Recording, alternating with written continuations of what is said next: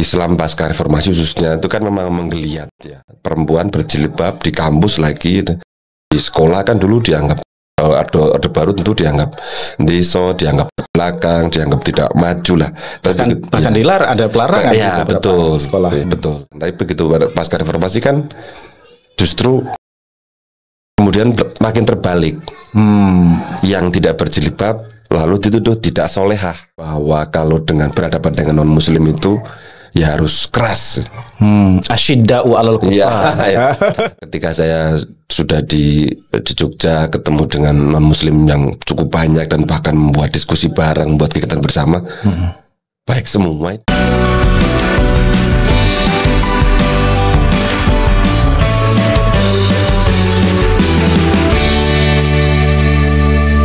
Assalamualaikum warahmatullahi wabarakatuh. Ketemu lagi di Wonder Home Podcast bersama saya Syifa Amin, dan kita akan ngobrol tentang salah satu topik yang sangat menarik, tentang Islamisme, tentang demokrasi, tentang gaya hidup dan kelas menengah Muslim di Indonesia, bersama pakarnya, bersama orang yang menulis disertasi tentang ini. Kawan lama juga, Mas Subhi Ridho. Ya Mas Siva, gimana kabarnya? Alhamdulillah baik Mas. Sebenarnya kita itu sudah lama ya ketemu ya. Dari 2006. Dari 2006. Ketika di Depok ya. Di Depok dulu itu ada namanya LSAF ya, Lembaga Studi Agama dan Filsafat, menyelenggarakan training jaring mahasiswa di kampus-kampus, namanya jaring itu apa ya? Jaringan Islam antar kampus atau kampus gitu ya. Nah, gitu. Kita ketemu. Betul, ya, waktu itu saya ingat betul. Ya harus menyebut ya almarhum Mas Dawam Raharjo kan. Mas Dawam Raharjo. Terus kemudian ada fasilitator yang kita punya, kita yang dedikasinya sangat tinggi, almarhum juga, Mas Muhammad Iqbal. Oh iya. Mas Iqbal Hasanuddin. Betul. Iqbal Hasanuddin. Dia ya ini ya, penjaga gawangnya LSAF waktu itu, dan yang rajin sekali mengumpulkan mahasiswa ini. Terus jadi itu agak lama gak berkomunikasi. Ya masih udah di Amerika. Paling intip-intipan aja di Facebook atau dengan nulis di di kompas.com gitu. Terus ketemu lagi di UMY. Betul. Oke, ini Mas Subhi. Dipanggil Mas Subhi atau Ridho atau? Ya sebagian ada manggil Subhi, ada yang Ridho. Subhi aja lah, karena banyak Ridho. Banyak Ridho ini. Ada Mas Ridho juga di sini. Oke. Kita akan ngobrol dan membedah paling tidak lika-liku penulisan disertasinya, terutama juga tentang topik yang tadi disebutkan ya, tentang Islamisme, demokrasi, dan gaya hidup itu. Tapi sebelum itu Mas Ridho, kalau Mas Ridho itu Mas Subhi itu ini kan di UIN Jogja ya? Iya. Background dari awal itu memang S1 di UIN. S1 di UIN Jogja. Lalu mengembara ke Saudara Kristiani di Sanata Dharma kan? Oh, di Sanata Dharma. Ya. Oke. Tentu orang di situ belajar dengan romo-romo. Yang tidak sebagai malu romo tidak menikah ya. SC gitu ya. Sedekat Yesuit, betul. Yesuit ya. Oke. Tapi dulu di S1 di Fakultas Usuluddin, di perbandingan agama. Di perbandingan agama, terus kemudian ke Sanata Dharma ada jurusan agama juga di situ? Enggak ada. Kalau sekarang namanya Cultural Studies ya, kajian budaya. Kajian tentang budaya ya, kajian tentang budaya. Terus kemudian S3-nya di UIN Jogja, nulis tentang tadi itu, tentang Islamisme, demokrasi, kelas menengah, yaitu Muslim di Indonesia. Kalau boleh cerita nanti Mas Subhi tentang topik ini tadi, itu diinspirasi atau ketemunya bagaimana? Ketemu topik tentang Islamisme, demokrasi, gaya hidup, dan studi tentang kelas menengah Muslim Indonesia ini. Iya, sebetulnya kan itu berawal dari ketika sudah di Jogja, terutama sebagai mahasiswa gitu ya, berinteraksi dengan banyak pihak itu, saya melihat bahwa Islam pasca reformasi khususnya itu kan memang menggeliat ya, artinya di ruang pendidikan, di ruang ekonomi, di ruang budaya pun mereka ekspresinya makin sangat terbuka dan diberi ruang betul oleh pemerintah, oleh private sector misalnya. Ya, karena yang paling sederhana, penggunaan jilbab sebelum 2000 kan dianggap deso.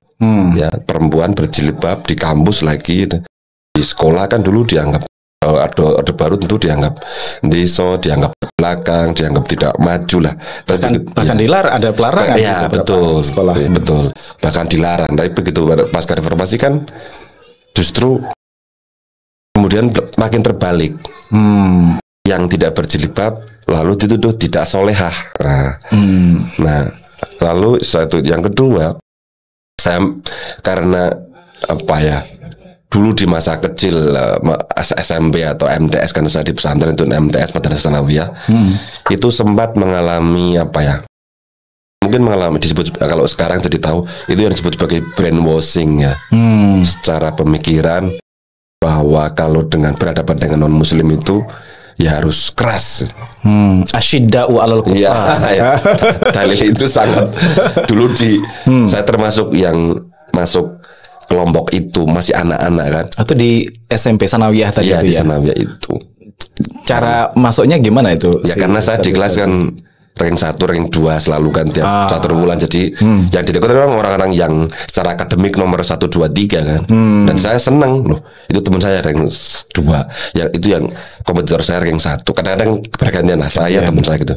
Jadi kan hanya limited group saja dipanggil oleh ustadz tertentu begitu. Dan saya baru sadar itu ya setelah gede. Pas itu bangga karena pilihan kan. Ya terseleksi lah ya, gitu terseleksi. Ya, grup itu. Apa yang diucapkan atau yang disampaikan oleh ustadz itu kepada selected group of people ini tadi? Ya berdasarkan dalil tadi itu, asyidda'u 'alal kufar itu harus sangat keras. Nah, kufar itu kan secara umum dipahami hanya apa? Beda agama saja kan. Jadi artinya kalau tidak muslim ya berarti kita mesti seperti apa. Oke. Ya terus ketika saya sudah di Jogja ketemu dengan non muslim yang cukup banyak dan bahkan membuat diskusi bareng, buat kegiatan bersama, baik semua itu nggak ada yang nggak baik misalnya gitu ya. Nah, lalu apa? Geliat Islamisasi yang luar biasa di hampir segala lini aspek kehidupan itu, saya ingin mengkaji lebih jauh sebenarnya apa sih yang kemudian membuat secara ruang Islam ini dah luar biasa dapat tempat ya, pendidikan, ekonomi, politik mungkin agak berbeda nanti case-nya ya. Nah, maka lantas saya betul-betul gelisah karena misalnya Islam yang secara jumlah pun kita sangat tinggi, 87% kan kalau menurut BPS begitu ya. 87% itu artinya kan mendominasi, tapi keinginan sebagian kecil Islam yang pengen, kan masih ada itu yang pengen negara Islam juga masih itu. Apa yang menyebabkan itu suara-suara itu. Kalau sebagian pengamat misalnya ini kerikil aja nih, ganggu nih stabilitas ya. Stabilitas politik misalnya. Bisa jadi anggapan itu tidak keliru atau amatan-amatan para pengamat peneliti itu tidak salah juga. Karena memang kadang-kadang kita lebih disibukkan ngurusin yang kecil bersuara pengen negara Islam, tapi ada masalah yang taruhlah yang sekarang lagi Raja Ampat nih, eksploitasi kan nggak pernah bersuara kelompok muslim ini. Mana coba? Malah ya kan sudah dapat pecat. Itu jadi itu yang itu di luar dan studi saya, tapi maksud saya itu gitu ya. Kalau isu yang besar malah nggak tergarap gitu ya. Tapi kemudian masih ada yang tetap dasar negara Islam aja kan pasca reformasi waktu itu sempat ramai sekali kan. Ya kan misalnya sebelum reformasi kan suara-suara itu tadi soal negara Islam, suara-suara macam-macam itu kan memang di-repress betul. Ya. Begitu setelah reformasi datang, mulailah itu suara-suara itu muncul gitu. Ya, dari 2000-an muncul, sudah selesai, muncul lagi 2010 ke sini kan. Sempat muncul. Lalu yang sejak 2015 itu kan NKRI bersyariah. NKRI bersyariah. Iya, ada aspirasi. Ada aspirasi gitu ya. itu. Dan saya tuliskan juga meskipun tidak menjadi bagian yang banyak begitu. Isu NKRI bersyariah mungkin dengan Piagam Jakarta didengungkan kembali. Oh itu ya, paling tidak ada pasca reformasi suara-suara itu muncul, aspirasi untuk dalam tanda kutip memunculkan Islam di domain publik itu mulai muncul, aspirasi negara Islam meskipun minor, tapi juga mulai ada jilbab yang tadinya dilarang belakangan menjadi fashion kan? Belakangan menjadi fashion gitu. Butik-butik muslimah muncul masif di mana-mana dari tidak hanya Jabodetabek, Bandung, Jogja, tapi kota-kota kecil kayak Temanggung, Wonosobo, nanti kalau di Jawa Barat ya di Tasik. Ya Tasik tentu oke lah, kita udah paham Tasik itu seperti apa. Tapi Jawa Barat yang bukan basisnya dulu disebut sebagai NI misalnya, itu kan muncul masif sekali. Nah, loh, secara ruang lifestyle itu muncul. Lalu 2010 ke sini saya amati betul itu salon-salon syariah yang memang hanya khusus muslimah. Kemudian pijat muslimah. Ini kan laris sekali. Dan banyak ruang, terus kemudian belum lagi sampo, tiba-tiba sampo khusus berjilbab oleh beberapa merek yang nggak boleh sebut lah ya namanya. Ya itu luar biasa ini. Ini gejala apa sebetulnya? Oke. Gejala fenomena itu ada di sekitar kita. Terus kemudian yang menjadi fokus dari penelitian Mas Subhi kan tentang kelas menengahnya. Kelas menengah muslim. Nah itu saya buat kategorisasi karena untuk membatasi kan. Jadi yang disebut sebagai kelas menengah muslim itu setidaknya ada 4 indikator lah. Satu itu secara pendidikan dia harus sarjana, apapun sarjananya tidak harus berbasis sarjana keislaman, artinya bisa ilmu teknik, dan justru nanti ketemunya ya penggeraknya adalah yang alumni teknik ini malah dari kampus-kampus negeri, bukan kampus-kampus Islamis, Islam yang misalnya UIN, IAIN, tidak lagi penggeraknya untuk kemudian menjadi kelas menengah muslim itu, ya dari kampus-kampus sekuler itu. Nah, lalu kemudian kedua, secara ekonomi pendapatannya adalah minimal 10 juta ke atas sampai 20, itu disebut kelas menengah. Itu pun saya meminjam dari World Bank kan, karena kan ada kategori kelas menengah ekonomi itu kan ada 3, middle class low, upper middle class. Ya, kalau yang bawah itu kan 5 jutaan ke 10. Oh, itu lower middle class tadi itu. Kalau yang 10 itu middle class. Kalau yang udah 20 ke atas itu baru upper middle class. Nah, saya pilih yang 10 sampai 20 itu kan kalau hidup di Jakarta juga nggak sengsara-sara amat lah ya, meskipun kalau di Jogja segitu ya sudah sangat lumayan. Ya, sudah sangat lumayan. Kalau kota-kota lain saya kira juga mirip-mirip lah ya, tapi kalau di Jakarta mungkin butuh lebih. Tapi saya kira itu nggak terlalu ini. Artinya kalau udah pendapatan sampai beli Jakarta 20-an ya relatif inilah bisa hidup, nggak terlalu menderita ya kira-kira gitu. Ya itu untuk fokus tentang kelas menengahnya. Tapi kalau mungkin sedikit setback ke belakang ya, ada kan di situ juga mendiskusikan kelas menengah pada masa kolonial, pasca kolonial, terus kemudian pasca reformasi gitu. Apa yang membedakan kelas menengah dari masa ke masa ini tadi, Mas Subhi? Ya kalau di masa kolonial itu kan mereka lebih baik ketokohan kan. Embrionya pendidikan tokoh ya, secara intelektual. Betul, secara intelektual, dan itu keagamaan. Kalau kolonial kan, jadi berbasisnya Muhammadiyah, Syarikat Islam, NU itu masuk di situ sebetulnya. Direpresentasikan dalam organisasi massa. Karena mereka betul-betul merepresentasikan yang disebut sebagai kelas menengah, menjadi agregator publik kan, yang mampu menyuarakan isu-isu penting ke ruang publik, dan kemudian kolonial baru menyimak. Baru mendengar, dan itu kan terjadi beneran. Nah kalau di masa Orde Baru sesungguhnya kelas menengah muslim itu kan belum, ya ada, tapi kan suara-suaranya berapa sih yang itu mereka baru berani berjuang kan tahun 90-an aja. 90-an. 90-an awal setelah mulai ada akomodasi baru terhadap Islam. Betul. Dari tahun 60 70 mana ada dikencet terus. Ya, mereka secara nominal beragama Islam, tapi betul. Identitas Islamnya nggak muncul sama sekali. Baru tahun 90 saja kan. 90 itu pun setelah didirikan IJMI dan tahun 1990. Ikatan Cendekiawan Muslim Indonesia itu. Tapi sebelum ada IJMI mana ada orang yang bisa bersuara lantang kan. Sebelum tahun 90-an juga siapa sih dari kelompok Islam nyaris ditangkap semua, kalau enggak ditembak. Tanjung Priok, terus Talang Sari Lampung itu nyaris semuanya dibabat lah. Ya, dibabat semuanya. Mending kalau cuma ditahan. Dieksekusi. Iya, dieksekusi. Lah baru 90-an kan. Itu berdiri meskipun almarhum Gus Dur tidak pernah setuju kan. Iya, sektarian. Iya, sektarian dan itu bentuk kooptasi terhadap orang Islam Indonesia atau organisasi Islam.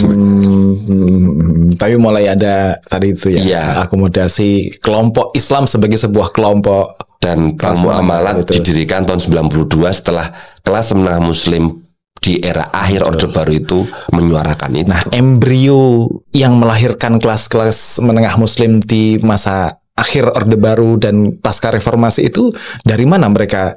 Artinya kan kalau dulu kan digencet, diberangus dan segala macam, nggak ujuk-ujuk terus kemudian lahir kelas menengah Muslim begitu saja kan? Iya, enggak. Ya, karena mereka ini sebetulnya rata-rata malah dari perdesaan bisa kuliah di kota, jadi mengambil sarjana, ada yang sejarah, ada yang teknik informatika, ada yang teknik macam-macam itu penerbangan bahkan, ada yang ekonomi. Nah, mereka karena dari kampung gitu ya, kan sebagai negara Indonesia yang sangat religius ini, mereka ini nggak pernah ninggalin sholat. Kan pesan ibu saya aja misalnya, pokoknya harus sholat kan itu aja. Nggak peduli itu IPK berapa, kan bapak ibu nggak pernah tahu. Tapi yang satu kan, kalau orang Islam apalagi orang kampung, yang penting sholat. Dasarnya sholat, apapun masalah yang terjadi dan segala macam yang kamu hadapi itu gitu, sholat gitu. Nah, ternyata itu mereka berhasil sarjana dan berhasil secara ekonomi perlahan-lahan naik. Itu yang kalau ditarik ke Islaman mungkin ya itu diangkat derajatnya itu karena punya ilmu kan. Mobilisasi pendidikannya tadi ya, sebagai tangga sosial ini lalu dari pendidikannya sukses, ekonominya nggak lama lagi juga akan mengikuti. Iya.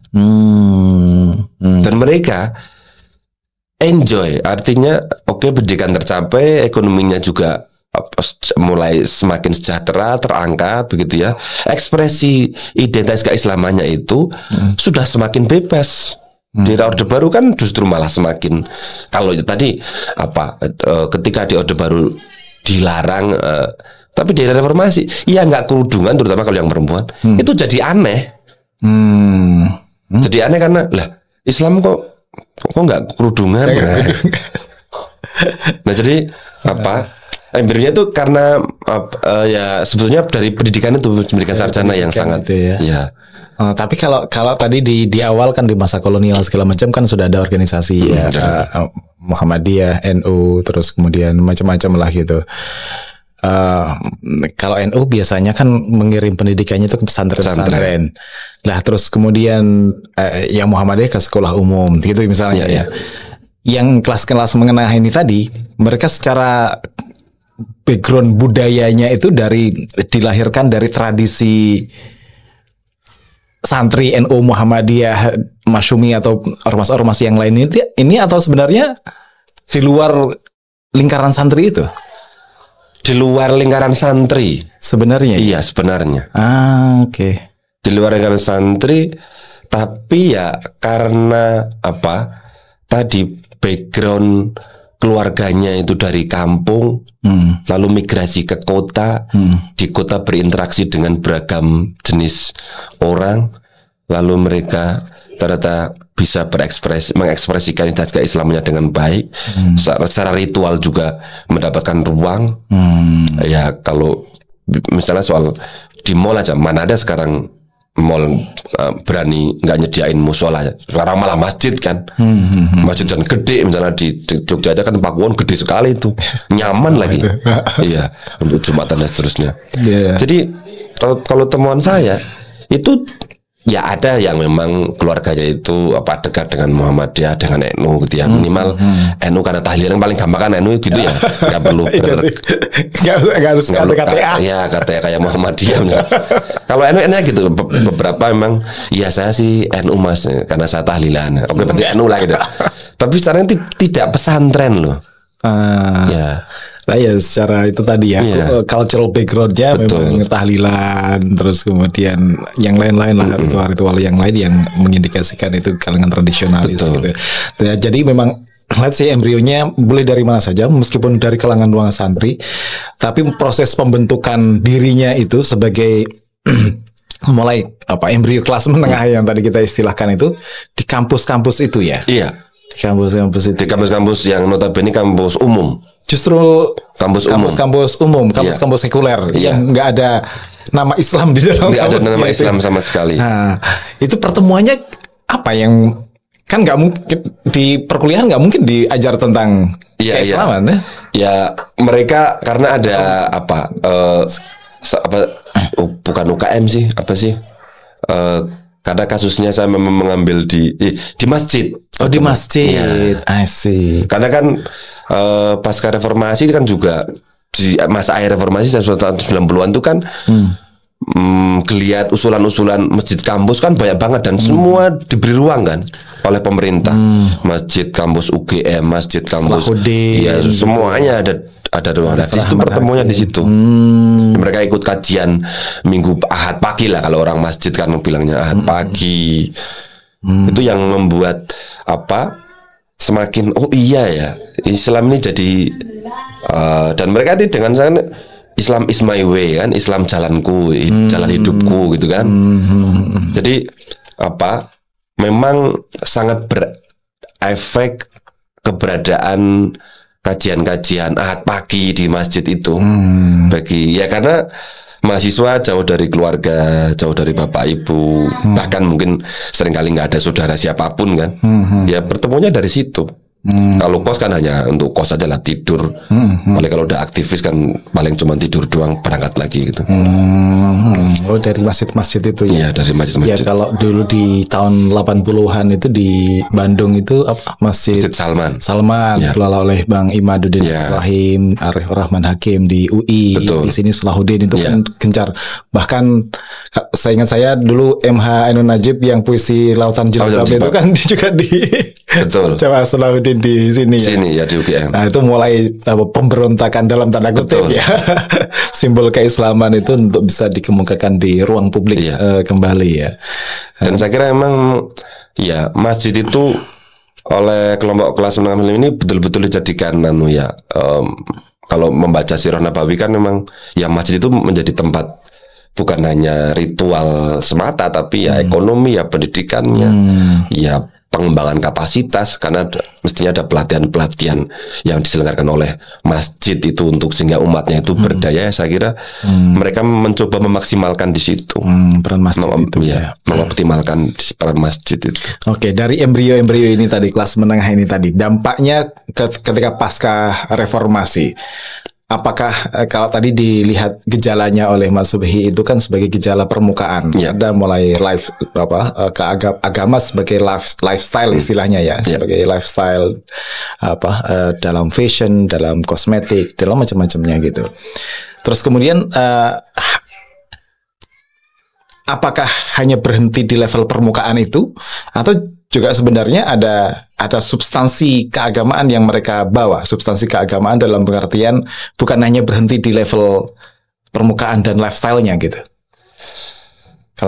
Kalau secara substansial kalau dikorelasikan dengan demokrasi gitu ya, saya tariknya langsung ke demokrasi begitu.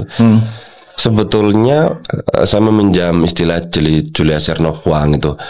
Selain dari Oliver Roa dan tokoh-tokoh yang lain, itu ya ada bagusnya meskipun lifestyle, tapi dalam konteks demokrasi mereka ini bukan kelompok kelas menengah Muslim Indonesia itu bukan kelompok yang pengen negara Islam didirikan.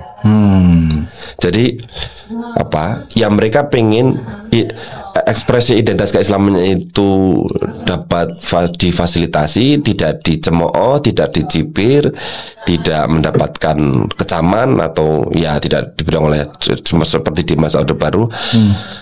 Tapi udahlah, demokrasi itu pilihan yang oke. Toh kita ini bisa melakukan apapun, pendidikan, ekonomi, budaya, ekspresi ya, seni bahkan misalnya, perbankan juga diberikan ruang semuanya itu. Nah, ya Islam ini ya begini ini mestinya. Jadi kita kalau ada dalam konteks kebangsaan ya kita berkontribusi, nggak perlu dasarnya negara Islam. Toh ekspresi kita sudah sangat leluasa, sudah sangat bebas, nggak ada orang juga yang melarang. Terus dari situ itu kita bisa memahami ini sebenarnya menarik karena fenomena yang dulu diteliti oleh Saiful Mujani kan juga begitu kan, ternyata uniknya orang Islam Indonesia itu kan pro demokrasi dan semakin terkonfirmasi sebetulnya. Temuan saya semakin mengkonfirmasi demokrasi nggak salah. Tidak, orang-orang yang tidak tahu soal Islam nggak usah ngomong bahwa orang Islam Indonesia itu nggak pro demokrasi, pasti pro. Bahwa ada tadi yang yaitu namanya kerikil pasti akan ada terus kan. Itu sudah dijamin lah. Apalagi kalau bicara Muhammadiyah secara mayoritas Muhammadiyah. Orang di mereka yang tidak terafiliasi saja sudah kayak begitu.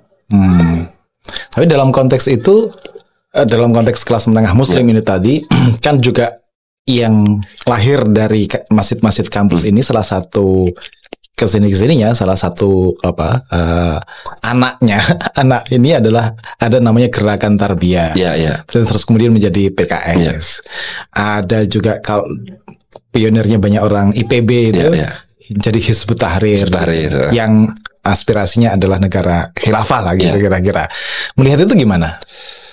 Ya bagi mereka kalau memang kalau ditarik ke afiliasi partai politik gitu ya. Kelas menengah Muslim ini lebih tertarik dengan partai-partai yang tidak berbasis ideologi Islam, tapi lebih tertarik pada partai-partai berbasis ideologi sekuler. Ya langsung aja Pancasila gitu lah ya. Kita sebut begitu karena sekarang nyaris nggak ada partai yang ideologinya tidak Pancasila.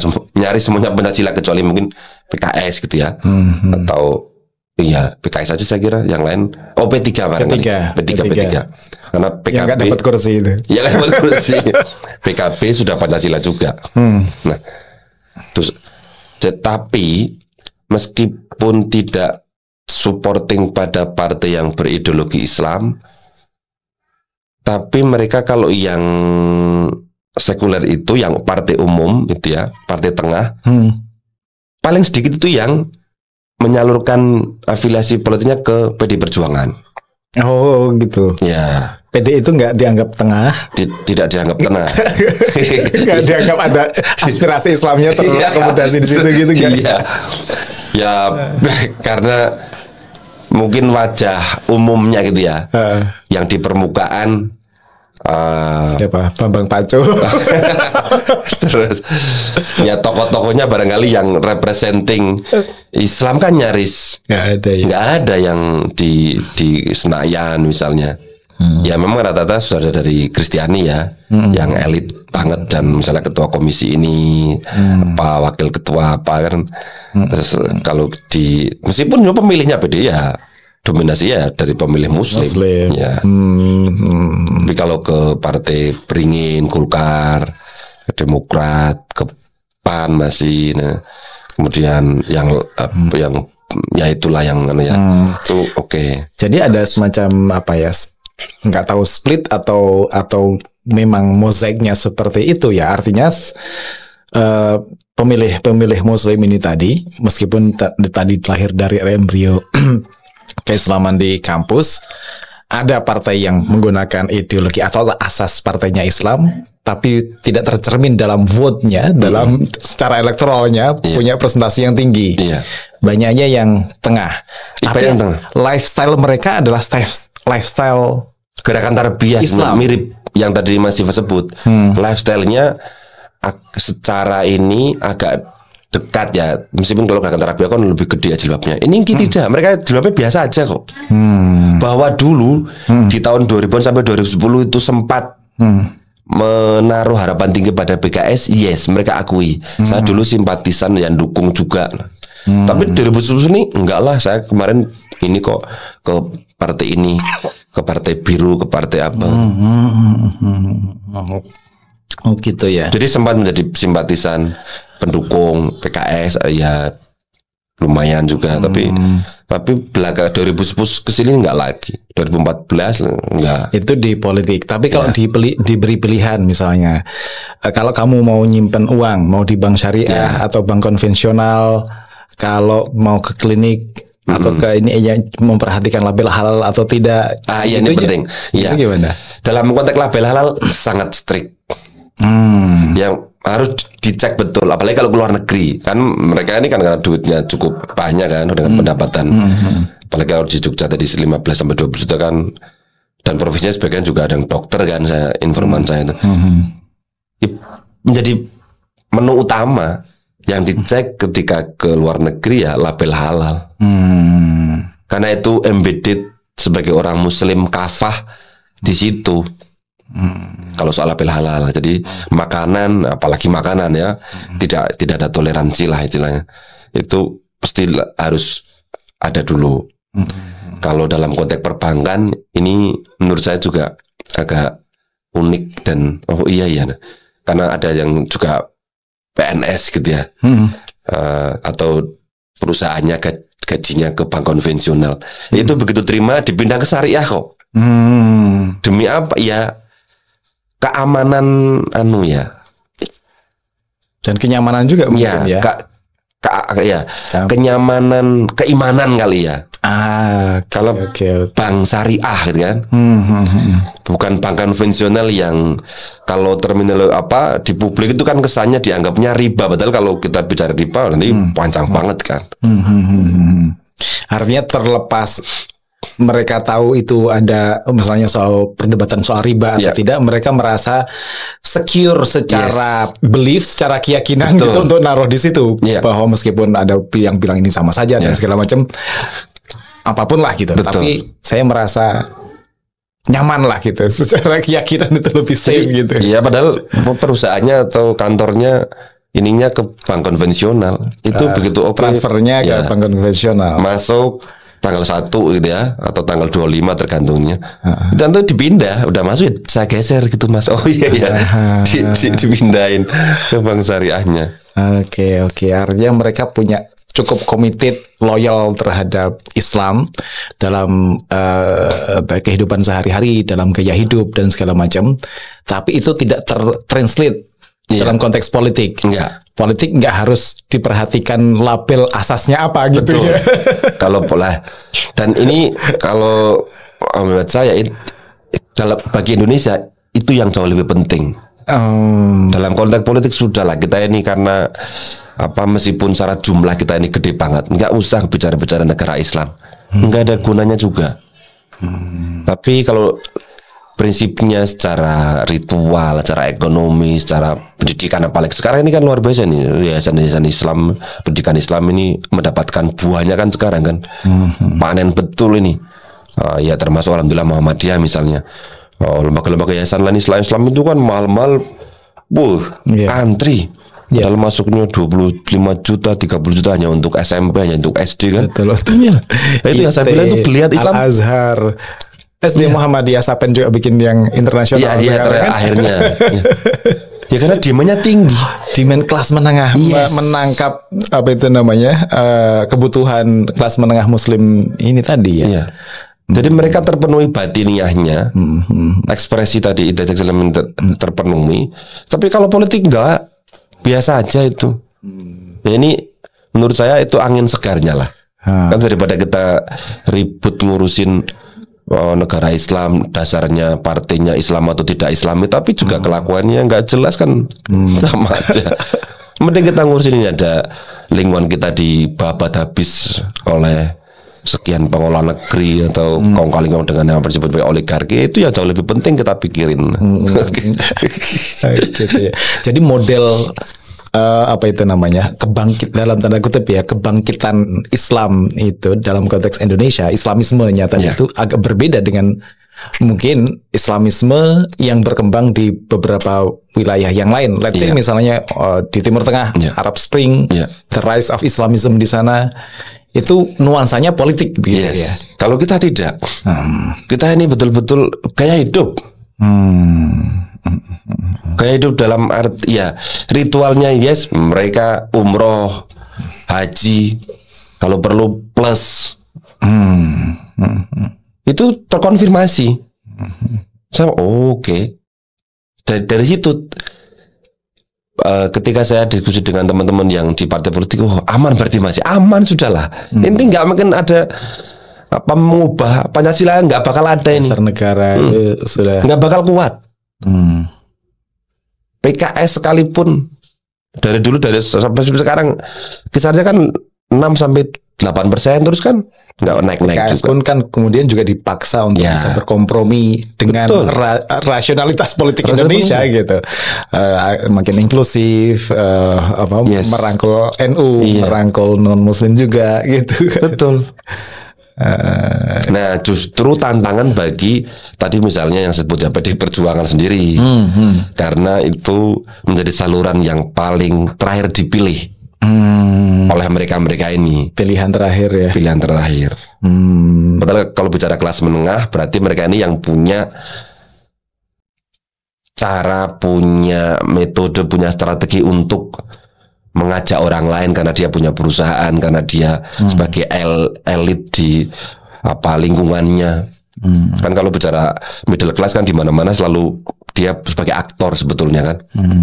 Bahwa tinggal dia kalau sekarang influencer tingkat apakah tingkat kabupaten atau tingkat kecamatan atau tapi saya kira itu sangat penting diperhatikan oleh misalnya oleh PDI Perjuangan. Kalau memang sengaja nggak digarap segmen itu oleh PDI karena itu kan sudah yang banyak memperebutkan partai tengah, partai kanan, semuanya memperebutkan kelas menengah Muslim ini. Udah saya pilih yang lain saja lah. Atau secara tidak sengaja karena tidak mempunyai cukup sumber daya dan kemampuan untuk menjangkau segmen kelas menengah itu. Sebetulnya kalau PDI Perjuangan itu sudah berusaha lewat Baitul Muslimin ya. Baitul Muslimin betul. Sebetulnya itu kan sebagai sarana untuk menjangkau, dan saya kira itu kan hasil masukan dari para ahli ya. Tapi nyatanya toh apa suaranya Baitul Muslimin? Emang ada yang denger? Punya peran lah ya. Dan tidak mau bisa masuk ke kelas menengah Muslim yang tadi itu. Yang mereka lulusan dari kampus-kampus umum, tapi artikulasi ekspresi keislamannya harus mewujudkan tidak cukup banyak. Ada tapi nggak masuk ya. Tidak memilih ke situ. Oke. Ya padahal Baitul Muslimin itu kan juga diinisiasi tokoh-tokoh Muhammadiyah, tokoh NU untuk mendirikan itu. Ada kader-kader Muhammadiyah juga di sana. Ya sekarang tuh, ada mas itu ada kader-kader Muhammadiyah di PDI betul ya. Sebagian beberapa dan kemudian mantan ketua pemuda juga aktif di PDI misalnya. Terus tapi apakah itu merepresentasikan kelas menengah yang tadi? Enggak ya. Kecil masih. Kalau misal ditarik ke persentase gitu ya. Betul. Ya kurang appealing, kurang menarik gitu ya terhadap komunitas itu. Ya itu jadi PR partai seperti itu untuk makin tidak menjauhkan diri dari komunitas yang terus growing, yang terus tumbuh ini tadi ya. Oke. Nah ini ke apa itu namanya? Kan biasanya setiap generasi ada musimnya sendiri-sendiri. Ada musim represi pada zaman Orde Baru. Ini musim subur ekspresi keagamaan di ruang publik oleh kalangan Muslim. Ini kira-kira bertahan lama atau ini sesaat saja yang nanti juga akan berganti dengan tren berikutnya yang lain gitu? Kalau secara sosiologis saya kira ini bisa kalau saya perhatikan karena embrionya dari tahun 80-90-an kan. 80-90, maka mereka sekarang ini sudah menjadi aktor-aktor karena rata-rata kan usianya sekarang 40-50-an ya. 40-50 belum, masih jauh dari kepala 6. Ya, dan mereka anaknya juga sudah dididik seperti itu. Oh iya, maka sekolah itu tadi. Ya, dengan geliat tadi Muhammadiyah, sekolah-sekolah Muhammadiyah Al-Azhar, terus Islam yang macam-macam itu namanya itu. Itu berarti kan investasi jangka panjang nih. Maka gelombang ini prediksi saya ya lebih dari 30 tahun akan begini-begini nih. Nah, tinggal memang kepedulian isu yang belum terlalu digarap atau kesadaran akan isu publik yang penting itu yang masih minim. Jadi yang meng-capture perhatian mereka itu masih di isu-isu yang tadi permukaan, lifestyle, permukaan, syariah tidak, halal tidak, dan macam-macamnya tadi. Tapi isu-isu yang real menyangkut hajat hidup banyak orang, isu lingkungan, isu korupsi, mereka boleh syar'i secara penampilan, secara tadi itu makanan dan segala macam. Tapi ketika mengampu kekuasaan, nah masih saja korupsi saja. Nggak ada perubahan. Banjir aja. Sampah di mana-mana juga diam-diam aja. Itu yang menurut saya ini PR sangat serius. Jadi ya kalau 30 tahun akan bertahan begini. Ya cuma tapi masa kelas menengah Muslim yang ekonominya makin tumbuh, makin ini hanya ngurusin begitu terus. Oke deh, menarik ya deh diskusinya. Sudah mau jadi buku atau mau jadi apa ini? Iya, mudah-mudahan tahun ini bisa. Karena topiknya sangat timely gitu, sangat menarik gitu. Kelihatan kelas menengah Muslim ya dari masa ke masa, terus kemudian perannya yang diperankan sekarang agar gimana nggak hanya di level gaya hidup, karena kan sekarang di level gaya hidup itu halal lifestyle itu kan memang ada studinya, ada industrinya gitu, ditopang dengan industri gitu, agar nggak hanya berhenti di level situ, tapi juga ke level-level yang lebih substantif tadi itu, isu lingkungan, isu keadilan, isu korupsi, pertambangan coba sekarang, isu pertambangan nyaris luput dari perhatian ormas-ormas Islam terbesar, nggak ada suara, dan sangat disayangkan sebetulnya. Ya kita masa sekarang hanya berharap pada warga netizen saja. Tapi Islam sebagai komunitas terbesar gitu ya. Mas Iva bisa pastikan juga mengamati itu. Mana ada cuy? Ya, ada kalau itu tadi katakan Ijmi pada tahun 90-an, tahun 2025-an ya ormas-ormas ini yang dikooptasi dengan secara berulang dengan cara yang berbeda, dan termasuk pengampu kebijakannya pun itu juga aktivis-aktivis Muslim generasi 80-an yang sekarang mengampu kebijakan dan masih tadi itu illiterate secara keberpihakan terhadap publik yang lebih banyak gitu ya. Betul. Isu lingkungan, isu korupsi. Sayang sekali sih di situnya.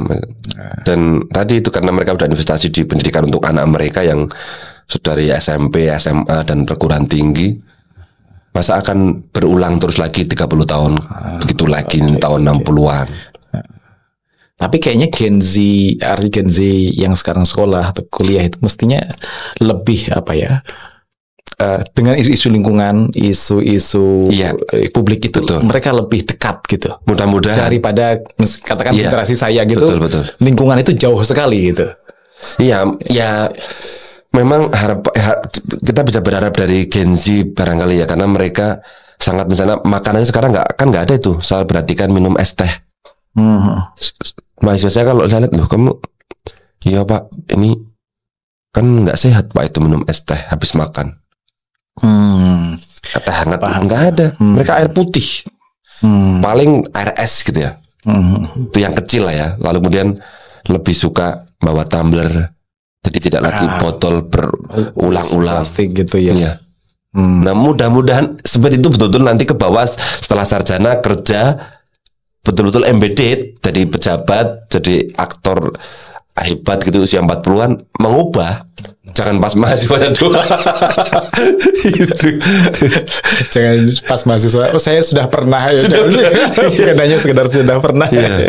Ya dengan pertambangan yang di Raja Ampat itu mereka juga menyuarakan kan lewat stories di Instagram, di TikTok. Yang mudah-mudahan itu betul-betul menjadi kesadaran yang akan ketika mereka nanti 20 tahun lagi berkuasa itu ya, naik jadi orang hebat di level apapun, ekonomi, politik, budaya, itu betul-betul mengubah gitu loh. Oke. Kalau kita amati emang Gen Z yang sekarang kuliah semester 2, 3, 6, 8 itu memang awareness terhadap isu environment itu tinggi sih. Itu tinggi ya. Yaitu di antara banyak komplain terhadap itu salah satu yang menjadi harapan lah gitu. Di era. Karena juga praktek keislaman mereka juga saya perhatikan oke lah ritualnya itu. Sholat selalu dipikirin itu kan, sholat dulu Pak, kita mau sholat dulu Pak, mau kemana? Jadi saya kira itu sebagai Islam ya menjaganya itu yang paling sederhana dan mesti konsisten ya, sholat itulah pondasinya. Iya, pondasinya. Oke, Mas Uhi, terima kasih banyak. Sama-sama Mas Uhi sudah sharing di sini. Mudah-mudahan bukunya segera bisa jadi dan kemudian bisa kita nikmati. Dan selamat menjalankan penelitian-penelitian yang lain yang berhubungan dengan ini. Oke, terima kasih banyak Mas Uhi. Nanti ngobrol lagi tentang banyak tema yang lain, mungkin kelas menengah atau tadi Gen Z dan kesadaran lingkungannya dan segala macamnya lah. Insya Allah mudah-mudahan bermanfaat. Terima kasih sekali lagi Mas Uhi. Sama-sama. Baik, makasih atas perhatian dan partisipasinya dalam konteks podcast ini. Kalau kalian suka dengan kontennya, tolong dukung dengan menontonnya sampai tuntas, juga share, like atau komen di sini. Makasih. Assalamualaikum warahmatullahi wabarakatuh. Waalaikumsalam warahmatullahi wabarakatuh.